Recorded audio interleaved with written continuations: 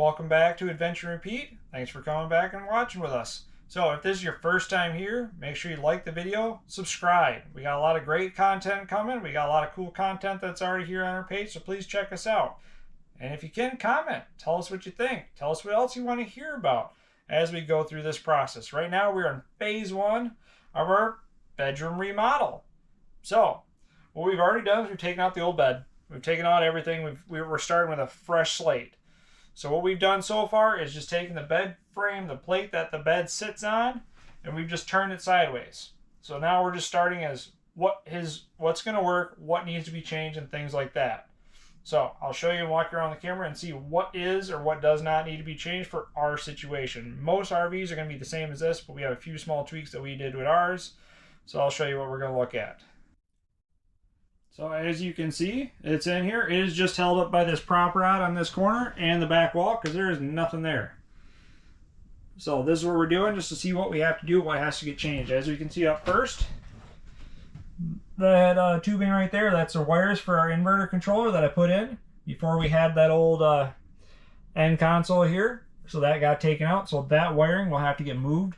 I know I'm going to put in a headrest headboard over here with a little bit of a shelf. So the wiring down the wall is fine, but that back wall is going to have to get moved down. So that's not a big deal. We'll probably put some more bed support across the wall. So that's not a big deal. Not a big change. This overhead storage is probably going to have to get cut up.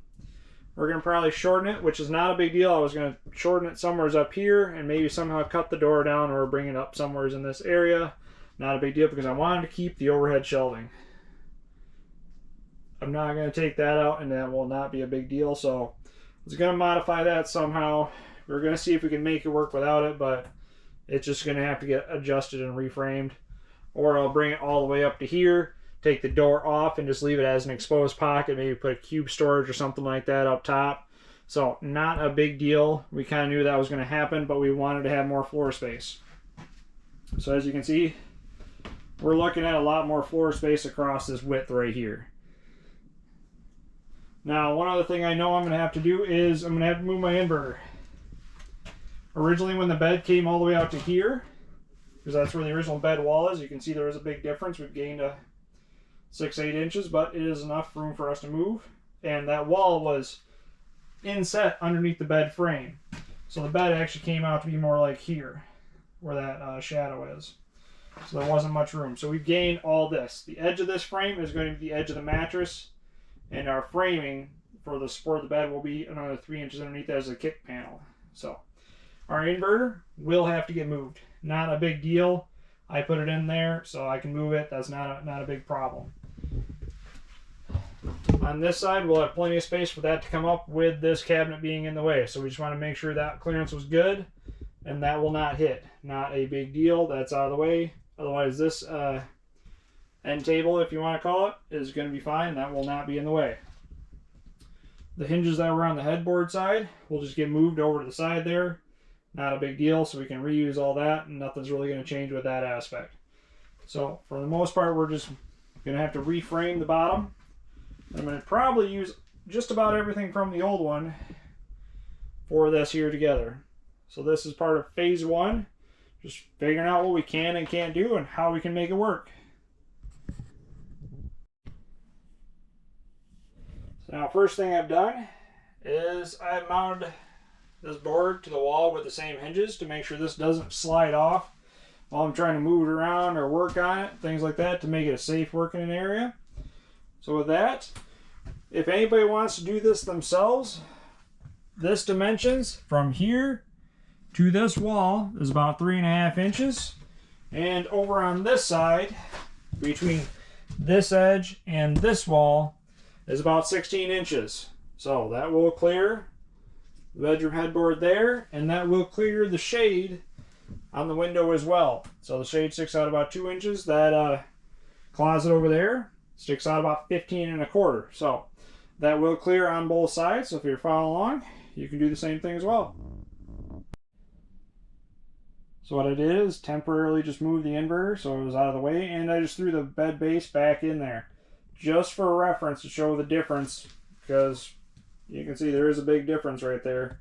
And the old bed top that's here used to hang over still more. So there was very little room to get around here. So if you have these, you understand. So now that that is just temporarily thrown back in there, we can see what we have to do to change it. So it's easy to see when you're looking on this end. Comes to here. We want the end of this base to be about 3 inches or 4 inches behind this right here. So that way you have a kick plate, so you're not kicking your toes up against it all day. So you may even stretch it to 4 or 5 inches back. We'll see what we need for space on the inverter behind it. So that'll tell us how much we need to cut down off this wall that's underneath there.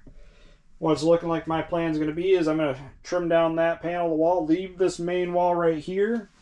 And since I won't have a lot of space for storage underneath that, and I don't really want to have that corner come around and have things get lost in that dead space, I'm probably going to take that wall, trim it, and then just bring it out here so it ends up being a full flush wall across the face. I'll just find a way to seam it to make it look nice. And that's what I was going to do to bring this whole bed frame together. And then I'll just make a wall across on the inside to cover it up to keep the pass-through base separate from the inside, because we still put stuff on the inside, just not as much.